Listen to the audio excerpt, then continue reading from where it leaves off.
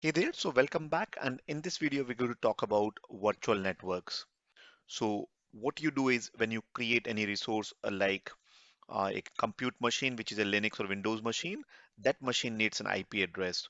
Or similarly, when you create a database, that needs an IP address. Or if one machine needs to talk to another machine, they communicate over the network. Or a machine in on-premise wants to talk to Azure cloud or vice versa. Or machine in Azure in one region wants to talk to another region. And for all those things, you need a network.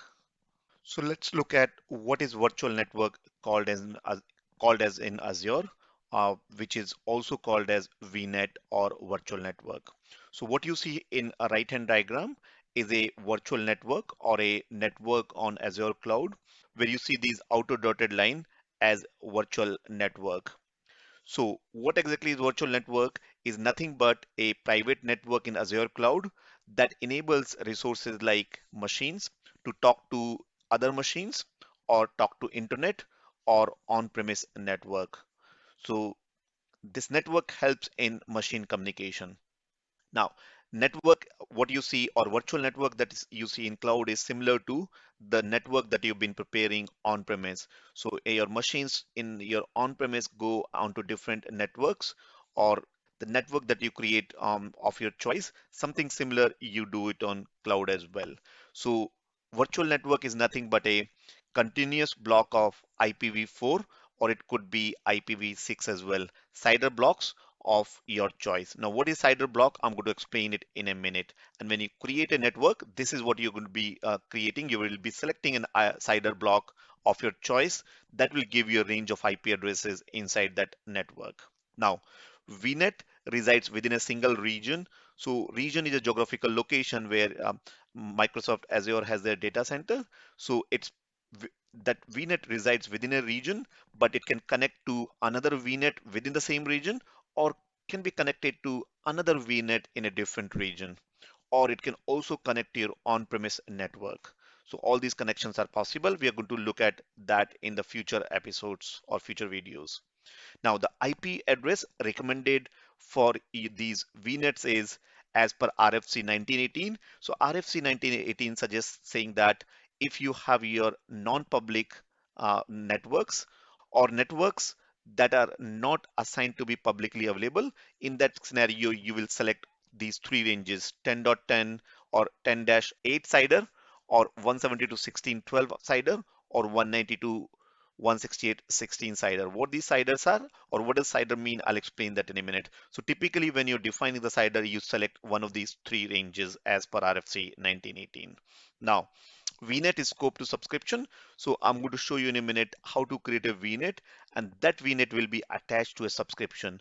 In the previous video, when we were talking about creating the resource groups, at the time we saw what is a subscription. So that in a nutshell about VNet. So if you look at what is a CIDR, CIDR stands for a classless internet domain routing. This is basically a way to assign a set of IP addresses inside the network. So if when I say IP range, or when we say IPv4, that has 4 octet. First one is 192.8 is 1 octet, which is 8 digits, ones and zeros. Similarly, the second octet, third octet, and fourth octet. So second octet 192.168, third octet is 1, and then fourth octet is 0. So these are typically represented by this octet is 1 here, second octet, third octet, and fourth octet. So that's why we say IPv4. Now, when we say 16, which means first octet 8 and then second octet 8, 16, these two numbers are static and the numbers in this will change. So that's what 16 means. So here 192 168 will be static, and then remaining 200 are going to change, which means they can go from 00 to all the way till 255.255, because in 2 to the power 8. So if you see octet, this is in the range from here, and this is all together from here. They can go from 0 to 255. There are total 256. You can make it by changing zeros and ones. So it can go from 0.0 to 255.255, which is basically 65,536 IPs within that CIDR. So how do you create a number of IPs? Total there can be 32 digits. So 32 minus 16, 16, remaining 16 to 2 to the power 16 is 65,536. So in that CIDR block 16, you can have up to 65,536 machines or IPs, where 192, 168, 1.0 is represented by ones and zeros in this format, which is octet 1, 2, 3, 4, 4 octet because it's IPv4. Similarly, when I say about 24, which means first three are going to be static, it's 8 plus 8 plus 8, 24. So first 24 are going to be static. The only last digit is going to be changed. So number of IPs in this network is 32. Our total 4 octets, 32 minus 24, which is 8, and 2 to the power 8 is 256. So in this CIDR range, you can have up to 256 IPs. So this is in a nutshell about the CIDR range. Now again, if you don't remember, easy to see this table, or you can Google it if you want to find out how many IP addresses are in a particular CIDR.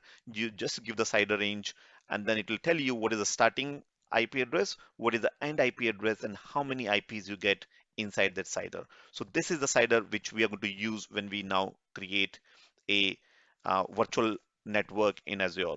So with that theory, now let's go and see how to create this network, where I'm going to create a network, this network, which is a virtual network.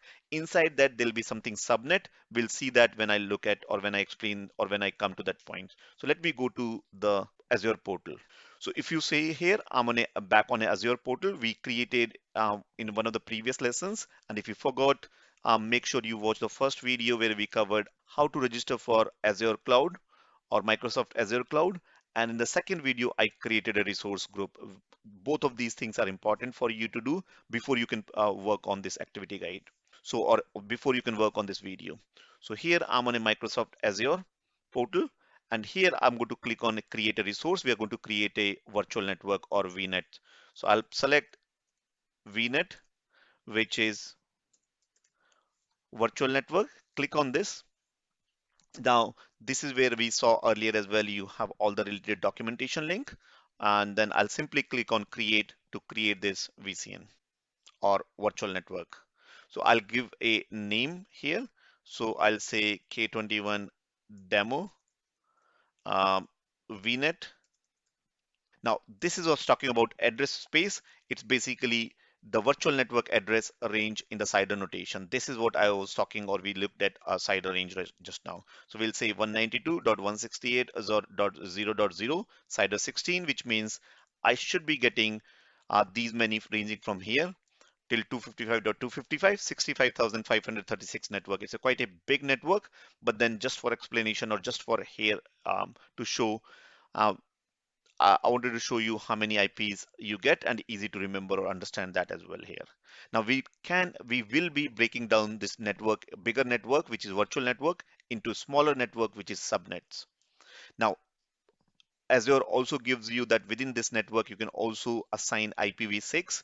We are not going to do it. You can change it later. I'm going to leave it to the default. Now, subscription we covered earlier. The scope of this virtual network is subscription. We looked at in the previous video what is subscription. And if you missed this previous video where we looked at resource group, go and check that.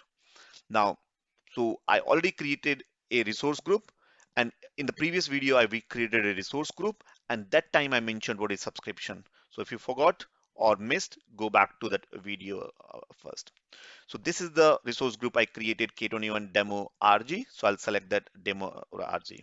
Now my network will reside inside a region and or location. So this is, I'm selecting the default US central location.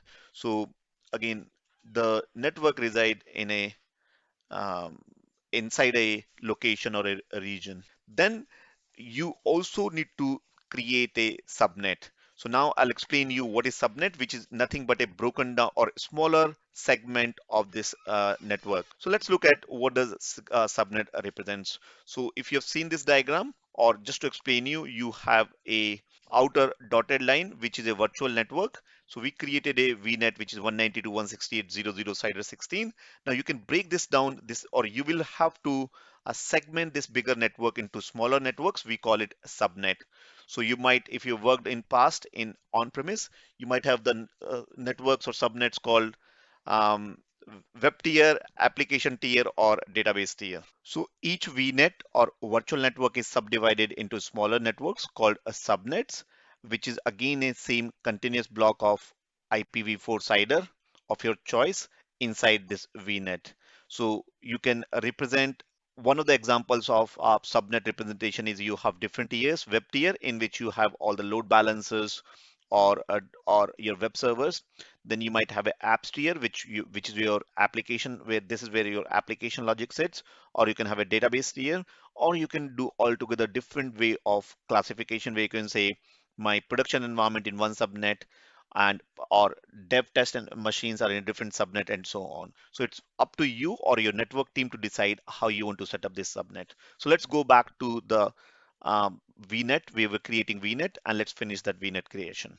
So this is where I'm going to select the name of the subnet, which I'll say K21-demo-VNet, and then I'll specify the IP address range. So the IP address of this range of subnet should always be inside the or subset of this bigger CIDR, which has 65,000 IPs. So in my case, I'm going to pick up 32.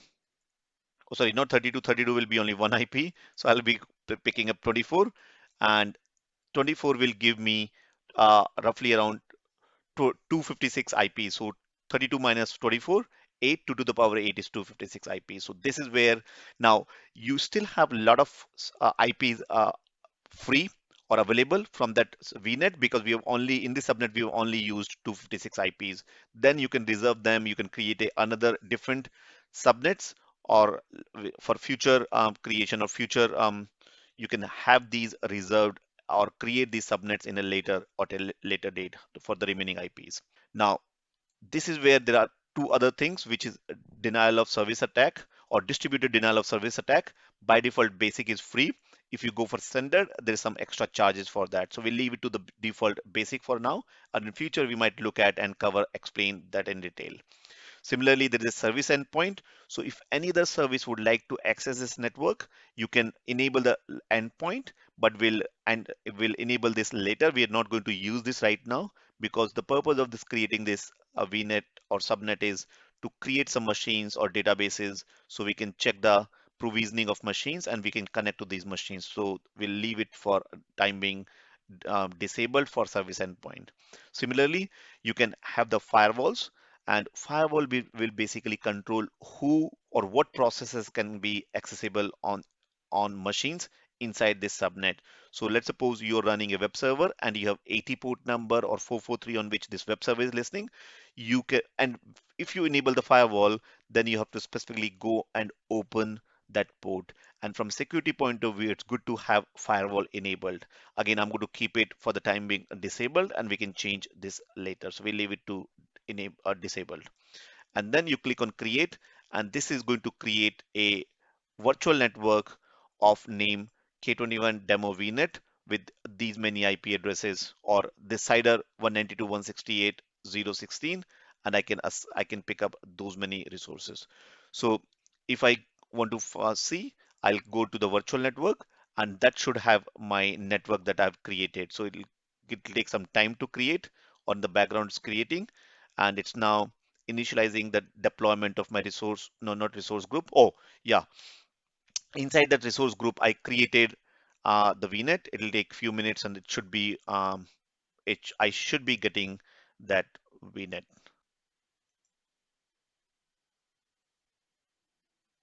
So if you see, I clicked on that deployment and deployment is sending. So it's saying input for that was we were sending the demo VNet, and inside the remote resource group, K21 demo resource group, location is Central US, and address prefix or CIDR for this is 192.168.0.0.16. Inside that, I'm creating a subnet K21 demo VNet, and that CIDR is this. And I don't want denial of service endpoint protection as false and so on. So what we should no deployment output, so it didn't give me any output. So we go back to and see if my virtual network have been created now. So if you see now, I've got my virtual network or VNet, which is demo.